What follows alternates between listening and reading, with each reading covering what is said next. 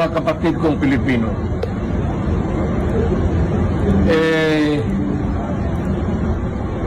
umiikot ako sa Pilipinas ngayon hanggang kaya para sa peace rally.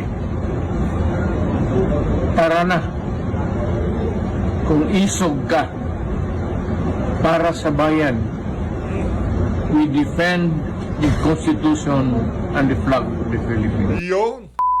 Kumusta ko kayo lahat dyan mga kababayan? Welcome back sa PH Update. Muli ho tayong nagbabalik sa panibagong reaction video. Sana ho nasa mabuti ho kayong kalagayan. Kung nasaan dako man ho kayo ng Pilipinas na pinapanood itong video na to. Sa kinaroroonan ho natin, medyo lumalakas na ho ang ulan at mga hangin. No? Medyo malakas na ho. Mag-ingat ho tayo dito sa Bagyong Pipito na to. Medyo malakas ho talaga siya. Actually, wala pa ho talaga siya dito sa area malapit sa area na kinaroroonan natin, pero nararamdaman na ho natin ang malakas na hangin at malakas na pag-ulan. Itong si Mr. President Marcos Jr. talaga hong nakikita ho natin wala hong konkreto at solidong plano sa mga ganitong klaseng problema na kakaharapin ng ating bansa. Basta ang maipapayo ko lang dito kay Mr. Marcos, singhot lang ho ng singhot, ha? Huwag nyo ho ngayaang, wag ho kayong singhot. Basta lagi lang ho kayong singhot ng singhot.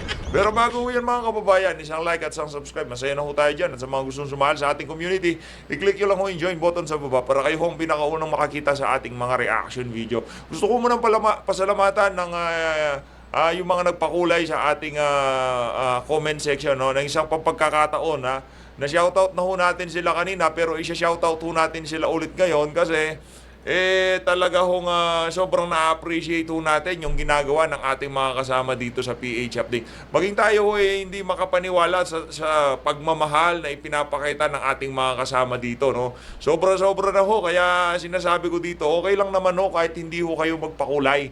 Basta intindihin at i-share nyo lang ho ang ating video at mag-subscribe kayo. Masaya na ho tayo dyan. Kaya ho natin ipinapakita to, talagang sobrang na-appreciate ho natin yung mga nagpapakulay sa ating comment section. Shoutout dito kay Ma'am Erlinda Zulueta. Yang si Ma'am Erlinda Zulueta, isa ho yan sa mga talagang nauna ho na nag-subscribe sa atin dito sa PH Update. Yung mga naaalala ho natin yung mga nagpapakulay kasi paulit-ulit ho silang nagpapakulay. Pabalik-balik ba? At siya mega love shoutout din ho dito kay JJ Kojima. Sir JJ Kojima, Ma'am JJ Kojima, maraming salamat ho. Ingat ho kayo dyan sa Japan. Mega love shoutout, no? Mega love shoutout din ho dito kay Ma'am Connie Razos. Hindi, madam, talagang ang ganda ho ng profile picture niyo. Palakpakan ho natin. Mega love shoutout. Ingat ho kayo dyan sa nasaan ho ba kayo, Ma'am Connie Razon? Minsan di ho natin mabasa yung comment kasi umaabot ho ng 3,000, 4,000 comment. Kaya pagka yung yun lang nababasa natin, yung nafi-filter natin ho kasi itong mga nagsusuper text. Kaya yun ang kaagad natin nakikita. Pero hindi ho yan hindi ho yan para ma-pressure kayo. Okay lang kahit wala ho, basta intindihin, i-share nyo ho at suportahan ho natin yung mga kasama natin na gumagawa ng mga reaction video dito sa YouTube. Ayun na nga mga kababayan, gusto ko munang umpisahan ang ating video dito sa panawagan itong si dating Pangulong Rodrigo Duterte. Hakbang ng maisog, ha. Tandaan ho natin, ha. Wag yung kalimutan na ang kandidato ng maisog sa 2025 senatorial election walang iba kung hindi itong si Atty. Vic Rodriguez, ha. Kung di nyo alam,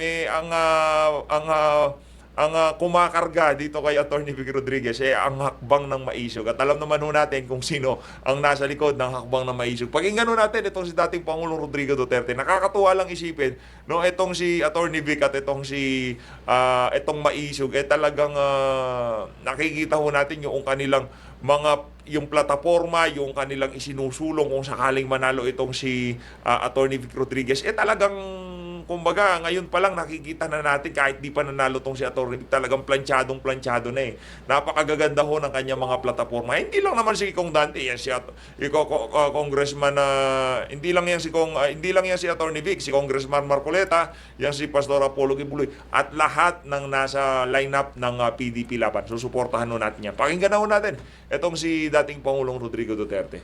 Game. Mga kapatid kong Pilipino,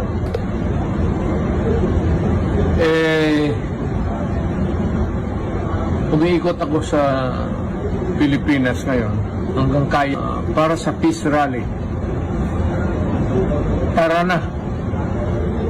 Kung isog ka para sa bayan, we defend the Constitution and the flag of the Philippines. Yung kailangan ho talaga yan mga kababayan. Ha? Kaya naman, sa mga susunod na maisog rally, magtipon-tipon ho tayo, magsama-sama ho tayo, ipakita ho natin yung ating puwersa dito sa administrasyon itong si Marcos Jr. na marami sa ating mga kababayan hindi na ho natutuwa sa mga pinaggagawa ng mga bangag dyan sa Malacanang.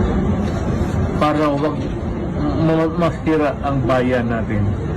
Correct. Hindi maloko ang bayan natin at kailangan ang Pilipino matatag at alam niya kung ano ang nangyayari ang dapat gawin. Ito naman ang gusto namin, mapayapa lahat ang mangyayari. Alam mo, hindi kami binibigyan nakakatawa nga hindi kami binibigyan ng permiso ng mga mayor mag-rally. Alam mo, nasa konstitusyon yan, mabigat yan to peaceably assemble for redress of grievance. Yun na nga ho mga problema natin dito mga kababayan. Tayo talagang lubos na nalulungkot dyan sa galaw ng mga mayor na yan.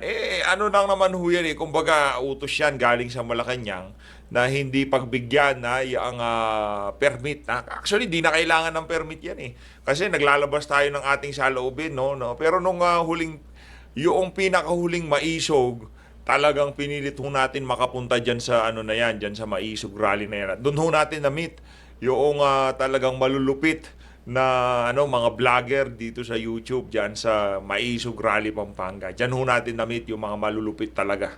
It is a constitutional right of everybody and you just cannot violate it. Kasi magkakaroon ka ng kaso niyan at ang mga kapatid kong Pilipino. Ayun na nga mga kababayan, sana ho sa susunod na maisog, magsama-sama ho tayo para makapagpakita ng suporta, ipakita ho natin ang ating hanay dito sa administrasyon na to para maramdaman ho nila na marami sa ating mga kababayan hindi na ho natutuwa sa mga pinaggagawa ng bangag na administrasyon na to. Dito sa bahagi ng video natin na to, pakinggan ho natin ang situation briefing on the effect of Typhoon Pipito, Ophel, and Nika. Magsasalita ho itong si Marcos Jr. Kaugnay dyan sa mga naging epekto ng mga nagdaang bagyo at itong kasalukuyang nararanasan nating bagyong Pipito. Ito, pakinggan na ho natin ito mga kababayan. Game. Well, one is that first of all, the land is saturated. Nako. So wala na ma-absorb ang lupa. Nako po. Kaya ang daming gumuguho. And then there's also the damage already that has been done to our flood control. Ayun, damage yung flood control. Ano naka-damage, Brad? Ikaw wala ka nang pinagbintangan. Lahat na lang nangyayari, kasalanan ng flood control. Sir, ayusin ho natin yung mga buhay-buhay natin. Hindi ho makakaupo yung si Charis ng presidente dyan sa mga pinagagawa niya na yan. Hindi pa pala si Charis, si Tambaluslos muna. Hindi makakaupo si Tambaluslos pagkaganyan performance nyo. Baka pagkatapos ng administrasyon nyo, kayong dalawa mag-away, kayong dalawa nito si Tambaluslos. Baka sumbatan ka ni Tambaluslos, sasabihin niya, hindi mo kasi ginalingan insan. Sobrang miyakos-miyakos sa ginawa mo, di ba? O sino bang next in line dyan sa angkan ninyo, di ba? Yang si Martin Tambaluslos Romualdez. Malamang sa malamang, pagkatapos ng administrasyon mo, talagang magkakaalaman na, talagang magkakasnuganay ka nga, di ba? Paano ba naman, dapat ginalingan mo trabaho mo para wala ho tayong problema, di ba? Tuloy. Our flood control in infrastructure.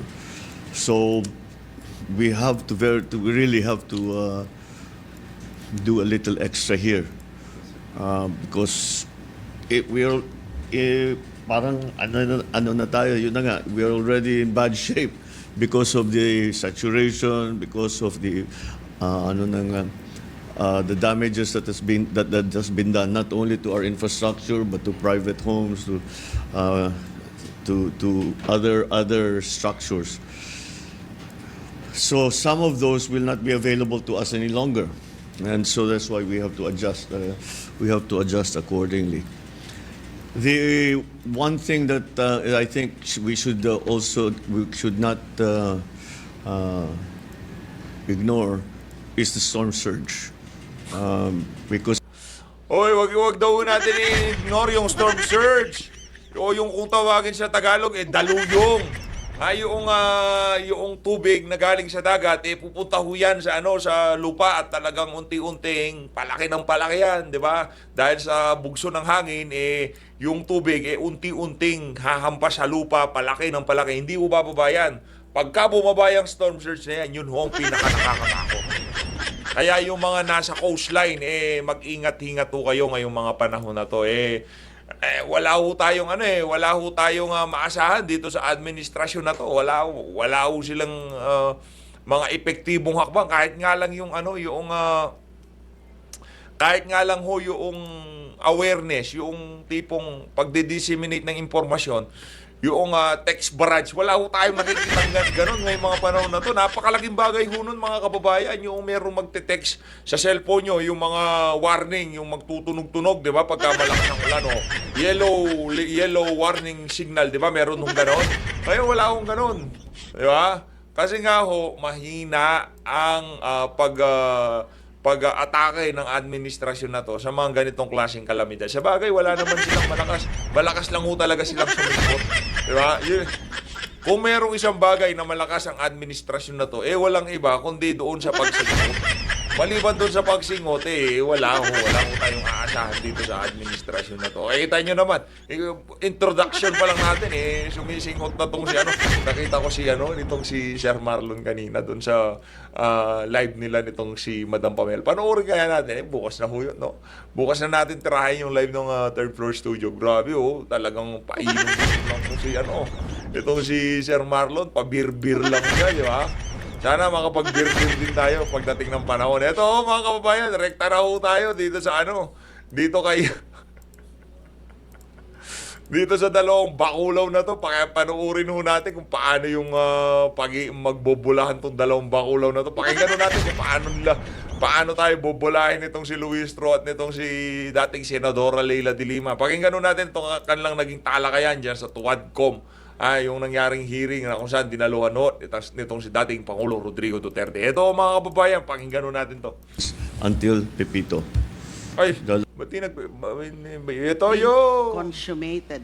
Pero na-realize ho ata ng mga prosecutor ng DOJ na mahihirapan sila sa isang consummated illegal drug trading na charge dahil wala nga real evidence, walang physical evidence, walang drugs. Hindi nila in-identify. Ano ba yung drugs na traffic ko?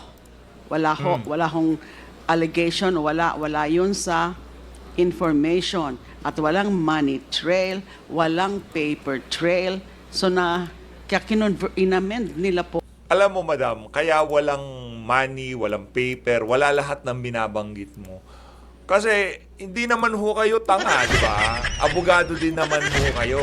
Pinag-uusapan para sa konteksto, para maintindihan yung pinag-uusapan. Kung bakit yung mga kinaharap na kaso ng ibang mga mahihilig dyan na kumain ng saba, bakit na-dismiss? Na-dismiss lang naman ho yan.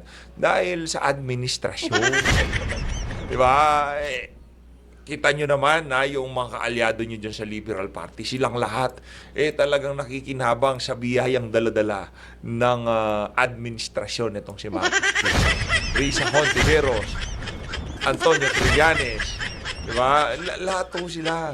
Sino pa? Ralph Recto. Sino pa yung isa? Coco Pimentel. Meron lahat po silang pakinabang diyan sa kumbaga meron na silang naggagamitan na yung magkalaban tayo dati pero ngayon maggagamitan tayo Kasi itong kalaban na to, pagka kung sakaling hindi natin napatumba tong kalaban na to, tayong dalawa, Marcos at Dilawan, hindi tayo uuber dito sa kalaban na to. Pag natumba na natin itong mga Duterte, tayong dalawa magpupukpukan. For sure, yun hong magiging senaryo dyan.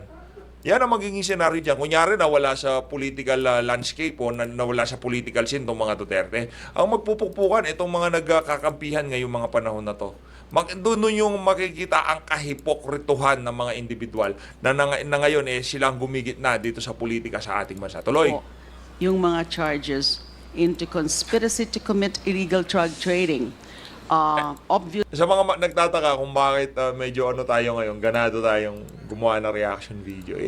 Sa kadahilanan sa mga nakalipas na araw, medyo tayo kumbaga nagpahinga tayo, kumbaga nakapag-recharge tayo ng konti. Kaya ngayon talagang ready na naman tayong rumatsyada sa mga na to. Kumbaga umalagwa dito sa mga reaction video na to. obviously Game. believing that testimonial evidence would be enough. But as it turned out, hindi. Kaya nga po, na-dismiss yung tatlong kaso kasi nag-rely lang dun sa mga laway nung Laway. perjured Perjured. witnesses na mostly perjured believed Perjured convicts. yung I remember, ma'am, during the previous hearings, you made mention about witnesses who recanted their testimonies, which were used in the prosecution of your cases. And if I may add, that includes now Colonel Espinido, who in one of our hearings likewise recanted his testimonies. Can you please enlighten us? Sino po ba itong mga testigong ito na ginamit sa kaso nyo who eventually recanted their statements? Yes, Your Honor. Yung pagkabanggit niyo po kay Colonel Espinido at kay Kerwin Espinosa, opo, narinig po natin, narinig yung kanilang mga akusasyon sa akin. Pero sila po, hindi po sila ginawang witnesses in any of my 3 cases. Dun sa mga 3 cases, ang mga ginawa nilang witnesses are mostly yung mga believed convicts. Now, some of them nag-retract. And then including din yung former OIC of Bucor and former NBI Deputy Speaker, NBI Deputy Director Rafael Ragos na nag-recant din po. And that is why na-acquit po ako dun sa second case. Kasi yung si Ragos lang po ang Rafael talagang Ragos. key witness. Kung naniwala sila kay Ragos na nag-deliver siya ng pera sa bahay ko, baka nga hindi ako ma-acquit. Although, hindi rin po yun malinaw. Yung kwento na yun na nagdala siya ng pera on 2 occasions sa aking bahay. Now, yung recantation. So, nag-recant si Ragos, nag-recant sa kaso na yan. And then meron hong dalawa, I cannot recall the names of the believed inmates, nag-recant sila in open court. Na yung iba po, sumulat po sila sa handling judge ng remaining case, yung 3rd remaining case. Sumulat sila na nais na nilang mag-recant dahil kino-urge lang daw sila at natakot po sila sa kaligtasan ng kanilang pamilya. Kahit ho ganon, sumulat sila diretso sa handling judge na magre-recant na sila. Dinismiss pa rin po ng handling judge kasi kahit wala po yung mga recantation na yan ng mga witnesses, ang conclusion ng judge, hindi credible ang mga witnesses na yan. Marami siyang nakita, inisa-isa niya. It was such an exhaustive decision or order granting demurrer to evidence. Inisa-isa niya yung mga testimonya ng mga believed inmates at nakita niya yung mga diferensya, yung mga inconsistencies on material points, yung incredulity. Yan ho ang idol ni Turistro. Pagdating sa pronunciation, wala nang, kumbaga, yung pag magpo-pronounce ng mga salita, yan ho yung pinaka-role model ni Luis. Yang si, ito, Mother Baculaw ho yan ito yung nanay niya, ito si Luis Tro ang anak niya. Pakinggan yung magsalita si Luis Tro, ganun na ganun, kagaya kay Dilima. Madam, mahilig ka rin masasaba? Yung imposible na mga sinasabi nilang mga Grabe, galit na sitwasyon sa na atin si Luis kwento Tro lang nito. nila na walang corroborative evidence, Nako. laway lang nila. Hindi daw corroborative daw eh. Sabi nito si Dan Fernandez eh. Oh. Ano ba, corroborative o corroborative? So hindi na po kailangan English ng kasi ng recantation. English. Kasi dinismiss Pinapahirapan na po. pa eh. Kakailanganin namin ng Oo. recantation sa panig ko, sa panig ng aking mga abogado. Kakailanganin namin yung mga recantation dun sa isasampa naming mga kaso against Wow. doon sa mga may kinalaman, may role, may hand doon sa pagfa-fabricate Doon sa. ng mga ebidensya, pagfa-fabricate ng kaso against me. Ma'am, perhaps the testimonies of those who recanted were not necessary to be able to establish a proof beyond reasonable doubt. But I humbly submit that somehow it was utilized to be able to establish probable cause for the purpose of filing those cases against you, which are all no bail cases Yes, Your Honor. that cost you incarceration for 7 years, ma'am. Almost 7 years, 6 months, 6 years, 8 months, and 21 days, or a total of 2,454 days. And I could imagine the immeasurable agony, the ordeal that you went through. Kanina po, ma'am, may binanggit kayo. These witnesses are being cursed. Would you know who is the person cursing these witnesses? Yung sinabi po ni Rafael Ragos, former NBI Deputy Director and Bucor OIC, yung dati po daw na Justice Secretary, Vitaliano Aguirre. Si Vit At Aguirre. Now, hindi pa ho namin alam kung sino-sino yung iba pa. May mga ideas kami, pero kailangan namin talaga namang galing dun sa mga witnesses na yon para ituro na nila kung sino yung mga trumabaho sa kanila, yung mga kumausap sa kanila, yung mga pumilit sa kanila, yung mga nagbigay ng kung ano-ano mga promises sa kanila para mag-testify falsely against me. Yun po ang gusto rin naming malaman. Although meron na po kami mga nakalap na mga pangalan, pero kailangan ho namin talaga na manggaling mismo yon dun sa mga testigo na nag-recant.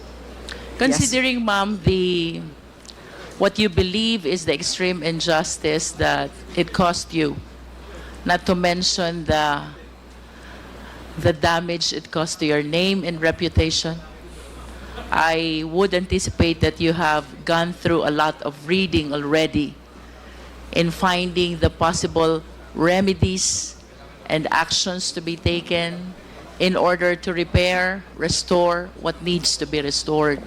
Can you please enlighten us, ma'am? Ano pong courses of action po ba ang iniisip nyo? Both criminal and civil. Civil for damages. You know, a lot of damages have been caused on my person and on my honor. Tingnan natin. Kami, nakahanda naman kami dito eh. Kung ano man yung magiging galaw nitong si Dilima, sasagutin ho natin yan. Akala mo tayo mga kalaban niya talaga eh, no? Hindi, sasagutin natin. I mean, yung mga punto de vista niya na kung gusto niyang ibalik ang kanyang reputasyon. Pero, nandito ho tayo at ipapaliwanag natin sa ating mga kasama dito na kahit ano pang gawin niya para maibalik yung dating Dilima, hindi na ho, malabo nang mangyari yun. Kumbaga, yung kasaysayan, ang kasaysayan ng ali na to, nakatatak na sa kaisipan, kamalayan ng sambayan ng Pilipino, ang magiging legasiya lamang nitong si dating Senador Leila de Lima, nakipagsubuan lamang ho siya ng saba dito kay Johnny. Yun lang. My rep. Grabe, ang ganda ng legasiya mo, madam. Aba, hindi ka ba proud niyan? Legasiya mo, maaalala ka, matatatak ka sa kasaysayan bilang isang naging Justice Secretary, Human Rights Chief. Ikaw ang bababa ka sa kasaysayan bilang naging senador na nakipagsubuan ng saba sa iyong security, sa iyong driver, bodyguard. Siyempre, ginaguard mo yung body nitong senator dito, di ba? Kinikilig. Naaalala mo yung mga sandali. Naku, ayaw. Sinungaling nila under oath. So these witnesses or these Under oath. believed witnesses, they perjured causes of action, ma'am, Your Honor. So limited yung choices mo. Dapat mapunta Ilagay niyong kolorete sa katawan niyo, kahit anong mga mamahaling gamit na itapal niyo sa mga katawan niyo. Pagka kayo, mukha kayong bakulaw, mukha kayong bakulaw. Ito si Luis Tro. Ang gaganda ng damit niya, meron pa siyang parang Pilipiniana, merong rilong maganda, merong mga diamante-diamante, pero still, bakulaw pa rin ho datingan niya, di ba? Indeed, the agony, the ordeal, the damage